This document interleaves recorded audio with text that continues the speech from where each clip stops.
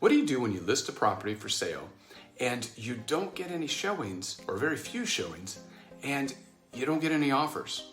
Well, you see, one of three things will happen when you list a property for sale. Number one, you'll list it and you'll get multiple showings and one or more offers within a reasonable amount of time. That's the perfect situation and what we were hoping was going to happen.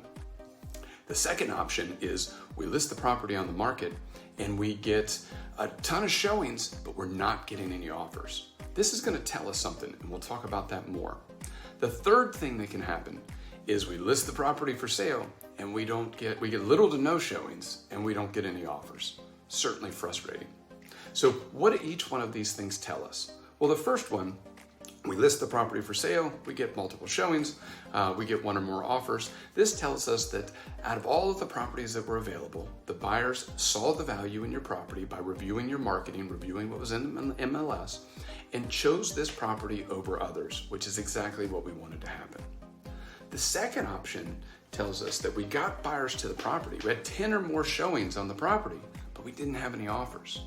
This says that our marketing was good, our advertising was good. Everything that was needed to get the buyer to choose this home to see over others worked, but when they got there, there was a problem. Something changed. So we have to decide, is this something that changed, something we can fix or something we can't fix? So there's many things it could be, but here's a few examples. Was it on a busy road? Did it back up to something that is undesirable that they couldn't tell? Are the surrounding homes not up to par with the quality of this home? Is it the floor plan's not functional? Is it an odor? Were the pictures way better than the property actually looked and there was some deferred maintenance that needed to be handled or some updating that needed to be done?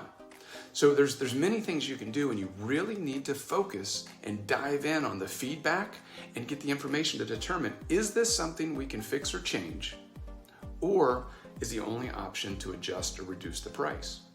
You see, those are the only two things you can do. The third option is we can't get anybody to the property and we don't get any offers. This is probably the most frustrating one. So the first thing you want to do is double check all your marketing, double check all of the information, make sure that the property looks really good. Then the next thing we're going to have to do is some market research. We're going to have to determine what properties are selling, what properties are other buyers choosing to go see and to make offers on, okay, and why they're not choosing this one. So we need to look at all of the active properties that came on the market since we listed. We need to look at anything that's went under contract or sold. We also need to look at anything that's expired. And if we find there's no activity, then we need to dig further and we need to find out where are buyers going. If they're not choosing any homes like this one, what are they choosing? Because you see, in any market, good or bad, people are still moving and homes are still selling. They're just doing it at a lower rate or maybe at a lower price, but they're still selling. So we have to do that market research to figure out what buyers are choosing. Because when you list your home, one of two things happen. You're either going to help sell other homes or other homes are going to help sell yours.